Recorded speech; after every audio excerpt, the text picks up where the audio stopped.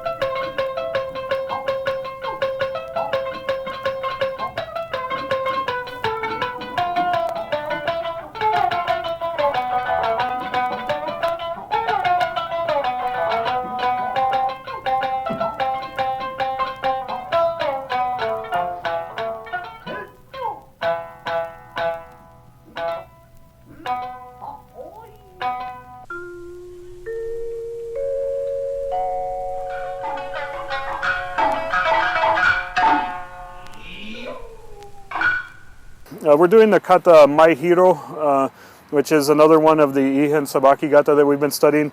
He's in Seigan, I'm in chudan no Kamae, okay? So from chudan, my first move is to strike to do, okay? The next is a flip here. I step back, he thinks about entering, and then I do this and thrust. So striking to do, flip to the head, I come back here to tenchi, he tries to enter, and I strike and then thrust. My first move is striking to do. I flip to the head here. I step back, he thinks he can enter, and then thrust. Okay? So if you guys remember, I think it's Ippon Sugi, we have this, this slam to the foot. You guys remember that? This is a similar move here, okay? Let's do one this way. So I'm here in chudan, I come with a strike to do. Flip to the head here, come back, and then the last is a thrust. So from chudan here, I come to do, flip to the head, back to tenchi. That's the basic kata there, okay? Strike to do, flip to the head here, I give this space, I attack low to keep him away, and then the last is a ski. Okay? These are the 4 steps of this kata. It looks simple on the surface, but there's a lot to it for us to explore. Okay? Try, please. Yes? So after you go for the foot, scaring him, pushing him away, is that going to be harder to thrust? Or do you miss some tension so he comes in? Well, it depends how he reacts. But as we go, we'll look at several henka that deal with that. But try it first and see what the space shows you. Okay? So I'm starting in chudan here, I go to do, strike to the head, here. So you see if he comes in, that strike down can hit kote too, right?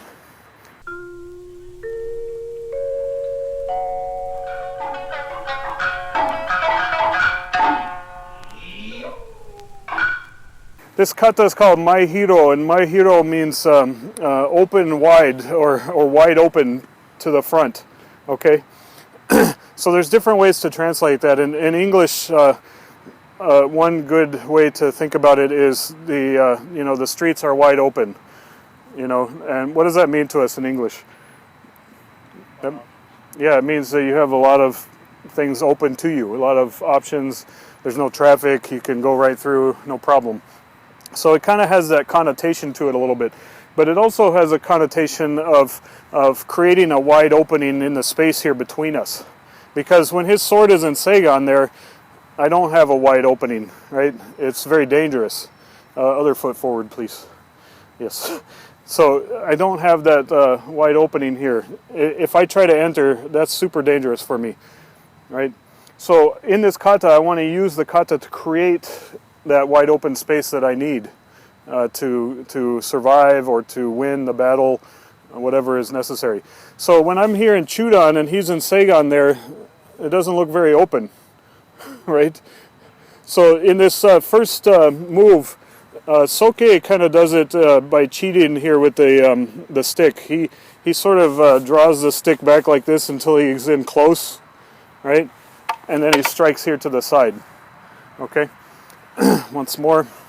So you start with it long here, and it's a bit of an illusion, right? I'm getting closer without being as obvious about it. Okay, and so now if he doesn't move or he's too slow, right, I'm going to hit do here. Okay, and if I really hit that hard, you know, that's probably going to make him want to drop his sword or something. Okay, once again. So from here, right, I do this little cheat forward here. Okay, see how close we are now? I'm very close to him, but I've got a huge opening here. Right, he's blocked off to the side, so that one is very quick and easy to get in there. So don't block this one. So if he doesn't block, right, it's right on the head. Okay, good thing you got a light staff. So from here, what I do is I use my legs to flip it, and it flips very quick. And you see how that was wide open for him, for me. Right, let's go this way. So here, right, I cheat this around, come to do. You see how this really forces him to move quickly. Okay, now I come back and I open up all this space. See all that space that just opened up? He's going to want to enter there. So I keep that space open with this move.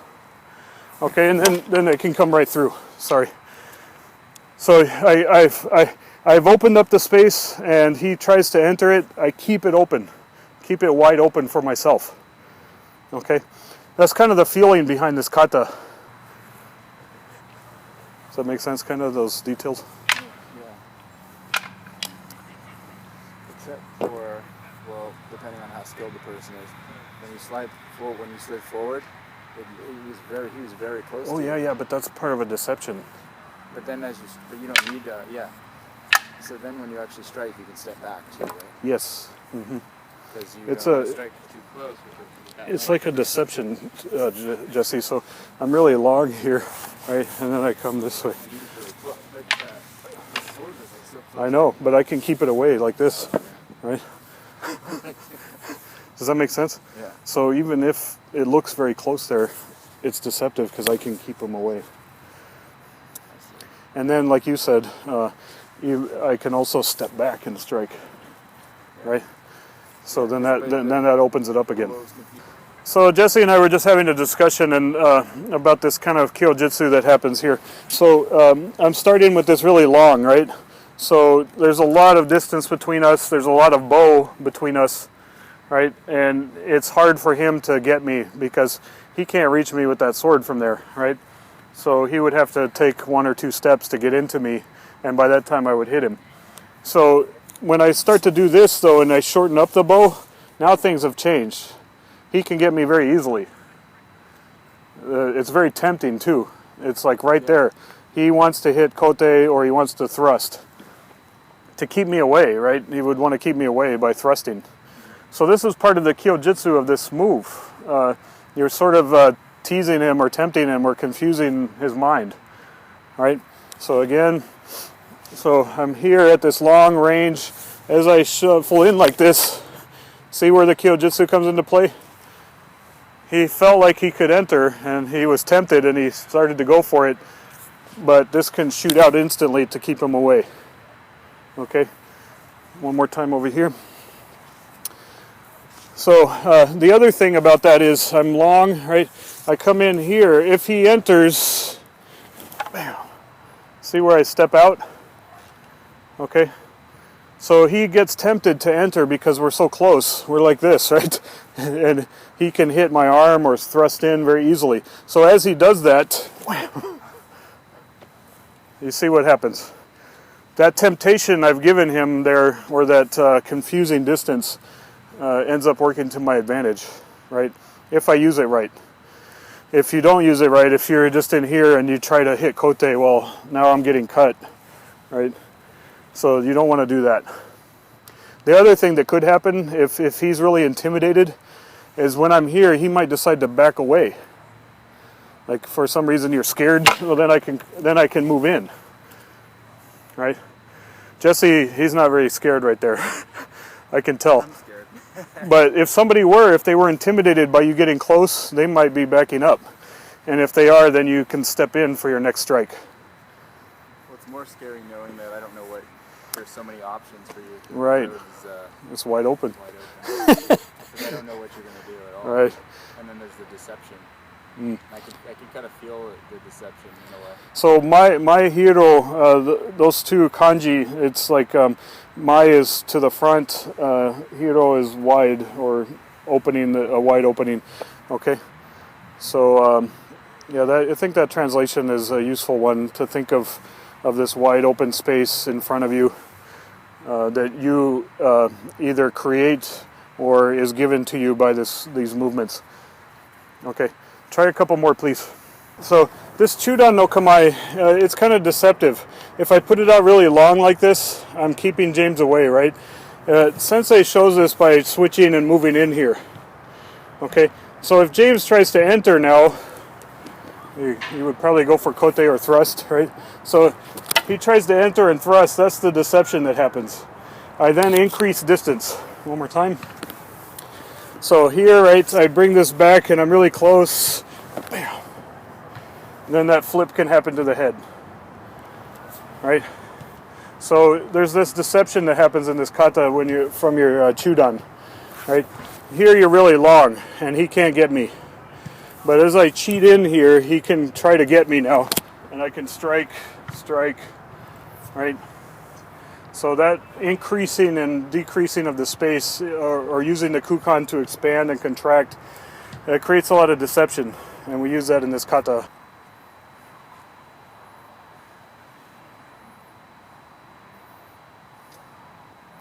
Hey Jesse, on that shortening part like you're doing right now, usually I do it by circling a little bit too. So don't stay on the same line, but as you shorten the bow a little bit, start to move. Well, it's also giving you this angle to strike, okay? Okay. Yeah. So there's, along with the shortening of the bow, there's that shifting of the angle. And that's part of the deception because there's more than one thing going on. So not only is the bow getting shorter in the distance, but you're changing angle. So his mind has a lot to think about, right? Should he be trying to enter at any point? Or just, Well, everybody's going to react differently, you know, and so don't count on the person entering, you know. Okay. When I shorten, I feel I'm giving him that open. Right, but he may not be prepared to take it, so don't count on it.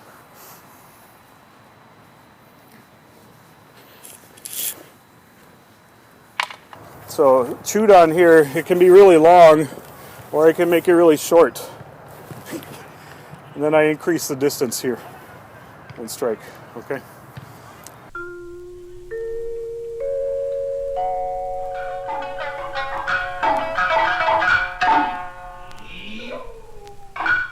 From this chudan position, we're still starting the same way, okay?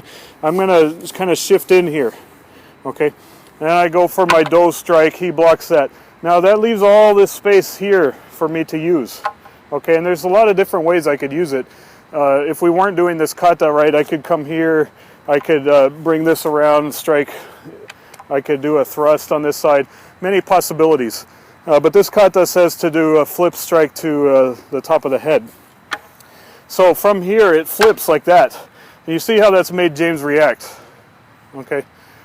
So now I pull back and open up all this space. Now whether he enters or not, it doesn't matter at this point. I want to maintain this opening, keep it open for me. Keep him from entering, to keep the space open so I can use it, okay? So this next strike, you can stay there, James. This next strike is just to clear the space here. And it comes from this kind of tenchi kamae, and I slam it down towards his foot, okay? So in the basic strike, you're doing it like this. And I missed his foot on purpose because I asked him to just stand there, right? So you see that I have almost the entire length of the staff as space between us. Okay? So now when I pick this back up, I have to scoot in to be able to thrust. Okay? Come back. So from here, right, I open up all that space between us. Okay, so stay there, James, don't move.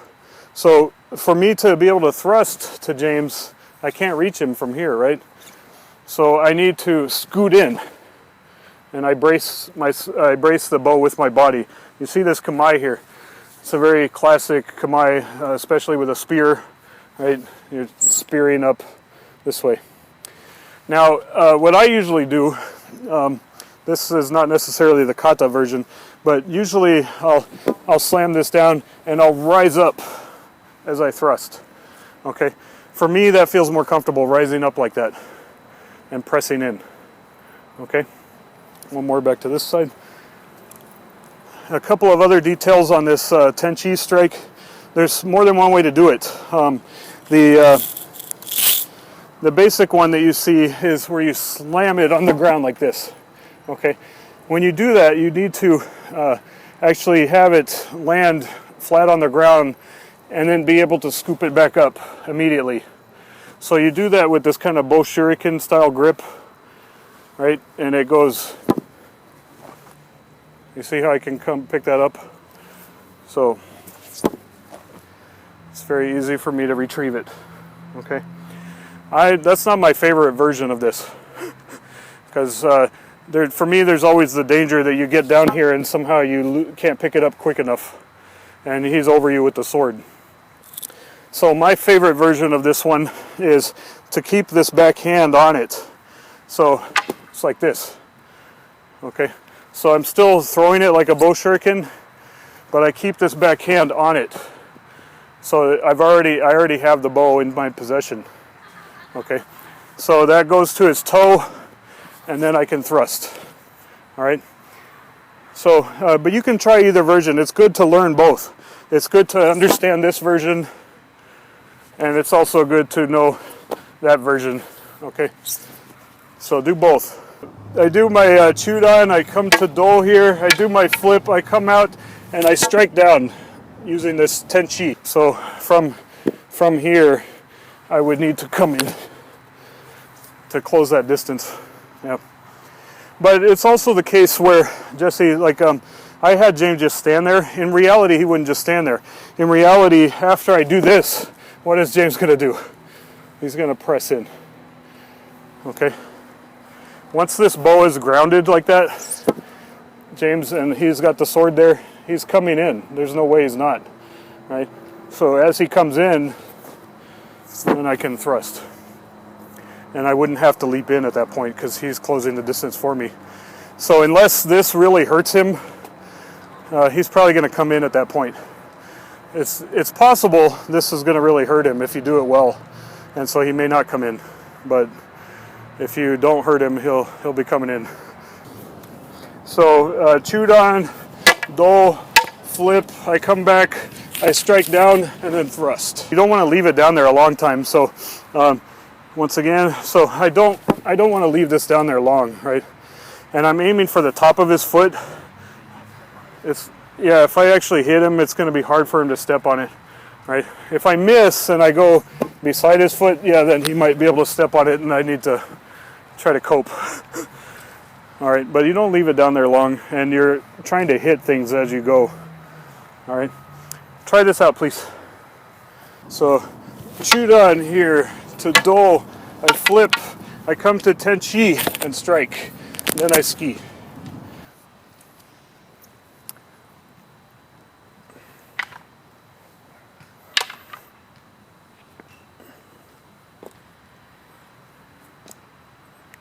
Hey Michael, so you're still taking a knee on that one. Yep. So it's done the same way as, so the two versions, right? It's here. That's one version. Look at my kamae though. Okay, this is the same kamae we use for lots of things on the ground, rolling, walking on our knees. You know, it's very important. It's very stable. It's very strong when you're doing other things. So you go to that kamae. And so the other version you were just doing with the hand, right? It's the same thing. It's here on the knee. I throw that down, and then from here I can thrust, right? Chudan. I come to do, I flip, here he comes in, ski. There was one time when you jumped on it. You didn't know it was on my foot. Yeah, that would hurt a I lot. always put it like I'm standing still and I'm like. Michael, you're Kamae. Yeah. I like to walk with it on. When you leave the leg behind like that, it's harder to move from that position. What I like to think about is, James, so when I'm down here at this position, I need to be ready for anything. And if he comes flying in at me, right, I need to be able to get out. And so I like to have my Kamae ready to go. So this kind of Kamae can turn into a leap, right? It's all ready to go. So it's important to really learn this kind of Kamae, okay? Learn it well. Okay.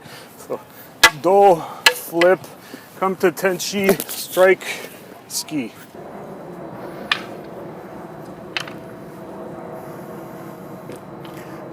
Get your toe up under, your toe up. Yes, you want it to be engaged with the ground. So you see how my toes are engaged here? Because I can just leap from there, right?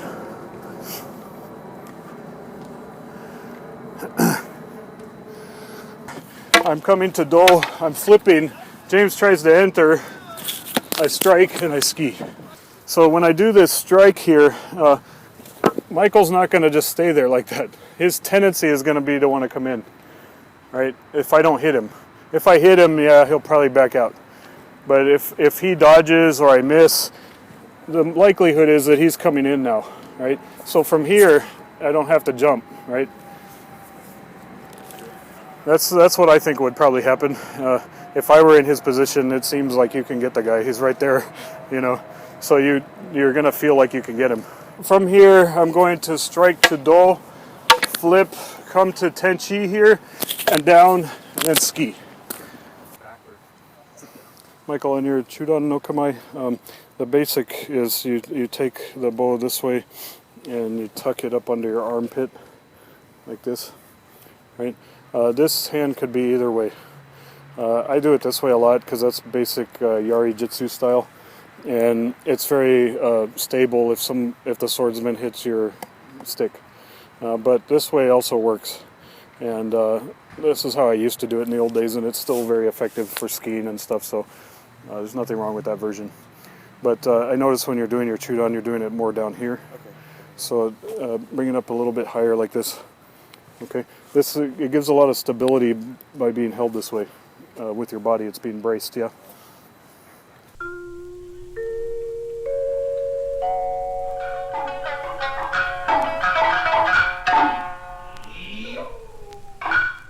When we're doing this kata here, right, and I fling this over and I come back this way, if Michael enters, right, so he enters, this can hit kote, right, and if I really do it hard, that might disarm him, okay. The other target for it, if he enters, is to the head. So I'm doing it very politely here because when you do this strike for real, bam, you know, to the head or to the hands, it's going to hurt, right? So if the guy's entering into the space, even if you're aiming for his foot, because he's coming into the space, these other targets are natural. The stick just hits them on the way down, okay? So I want you guys to play with that a little bit. Be very careful though, because this strike, when it's done the way it's meant to be done, is really quick and hard, right? So be cautious on each other's hands and head. Try a few.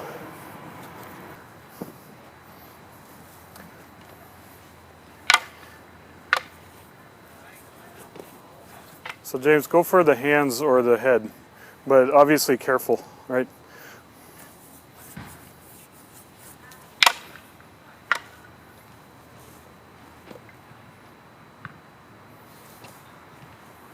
So what I mean is, if I do it with you, Jesse.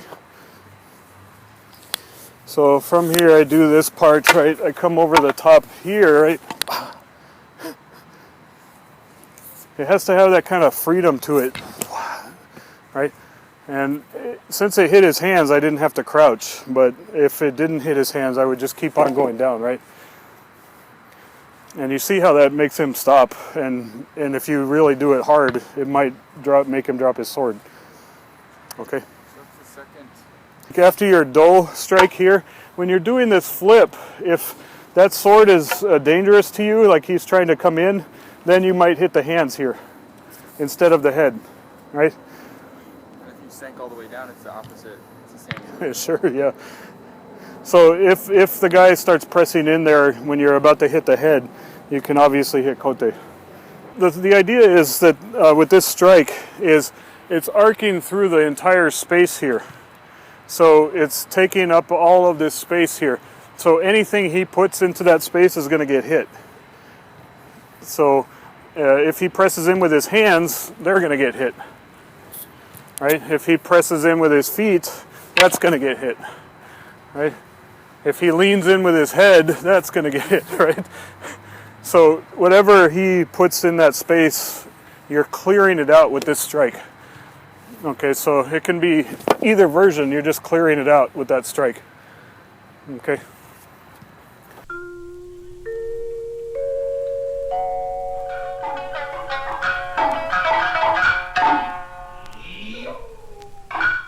Again, from the chudan position, I come in here and I'm striking.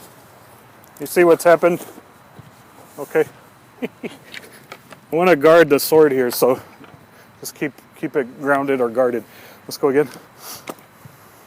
This is henka. So in this henka, when the space opens up for you, you're going to use different things to enter. Okay. So from here, I come in. I'm coming very close here. So on this flip, you see what's happened. Okay. And I can use this to guard. All right. Somebody else? Thank you, Michael. Maybe this way. So I'm here, I shorten this up. Strike here. I didn't really do it, but you guys might have seen that strike to the back of the head, yeah. One more. So shortening up here. When you go to do this flip, replace it with this strike.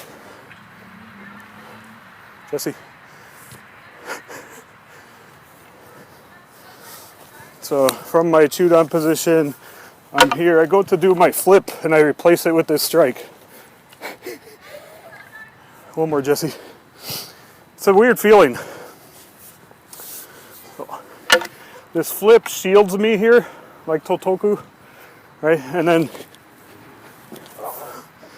a lot of things can happen at that point. It's wide open to you, but at a closer distance. Okay? So this flip here is kind of Kyojitsu. You're so close to him that it just turns into a shield.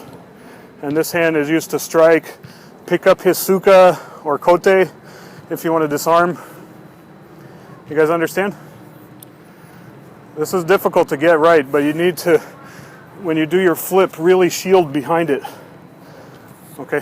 From the chudan here, I come in. When I do this strike to the head, I'm using this to enter. Okay. Yeah, if the guy reacts differently, right, let's go again. So I'm here, right, and if he reacts differently,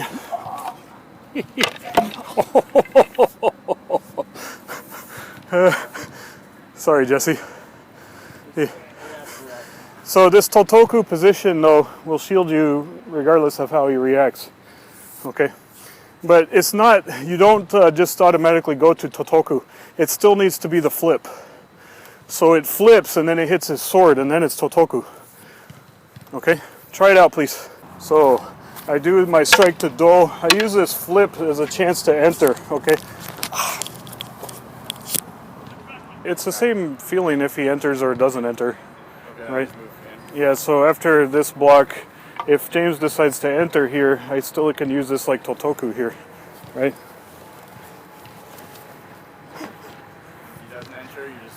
Yeah, if he doesn't enter, then he's going to block, right? So if he didn't enter, he's going to block here, and I can use this Totoku.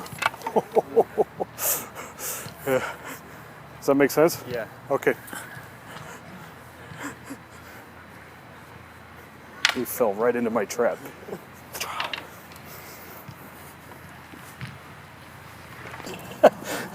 So, this gives me a chance to enter and pivot. You see where that can strike him.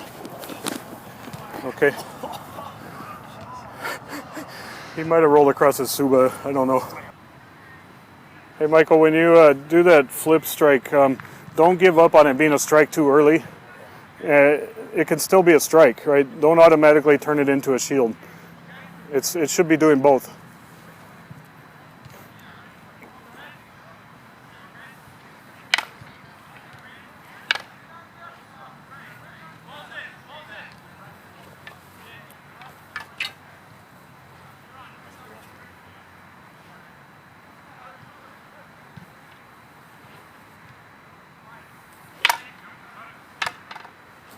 Nice, Jesse. I like the way you're controlling kote. That's awesome.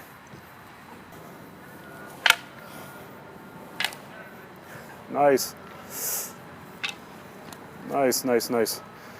Wow, that was awesome. You used the space and made him roll into your stick. Very nice.